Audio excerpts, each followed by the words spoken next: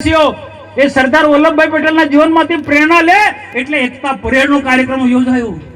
આ એકતા પરેડનો કાર્યક્રમ લાલ કિલ્લામાં જે દિલ્હીમાં થાય એવા પ્રકારનો કાર્યક્રમ થયો। જેવું તેવું નહીં, વરસાદ હતો, વરસાદની વચ્ચે પણ આ કાર્યક્રમ થયો।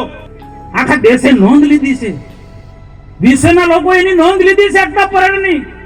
ના આપણે એની ટીકા ટિપ્પણી કરી, હવે આટલો મોટો કાર્યક્રમ થાય એટલે સ્વાભાવિક છે ખર્ચ થાય। કોનો ખર્ચ? દેશના પ્રધાનમંત્રી નહીં, કોઈ પણ ભૂતકાળના આવા કાર્યક્રમો તમે જોજો ભાઈ।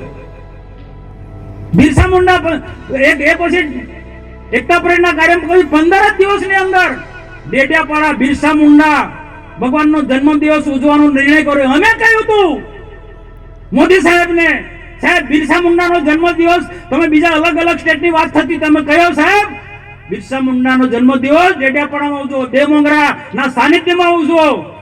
અમારી વાત સાંભળીને અહીંયા 15 દિવસમાં નિર્ણય કર્યો કે ડેડિયાપાડામાં બિરસા મુંડા જન્મ જયંતિનો કાર્યક્રમ ઉજવવો છે। બાકી આ કાર્યક્રમ આસામમાં બનતો હતો, લાખ, સવા લાખ, 1.5 લાખ લોકો આજે 2 ટાઈમ જમાડે આદિવાસીઓને।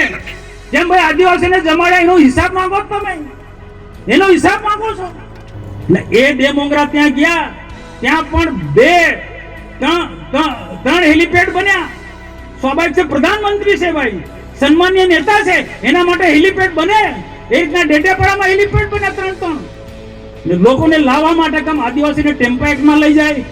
અમે આગ્રહ રાખ્યો છે, ટેમ્પાની વ્યવસ્થા અમે ના પાડી છે, ટેમ્પાને બસ મૂકો, હિસાબ માંગો, કોઈ વાંધો નથી, પણ ખાસ વારે સોશિયલ મીડિયામાં, ટીવીમાં અને હિસાબ આપો, હિસાબ માટે ભાઈ આગળ પ્રધાનમંત્રી નહીં, આદિવાસી સમાજનો અપમાન છે, આ સમગ્ર આદિવાસી સમાજનું અપમાન છે, બરોબર નથી।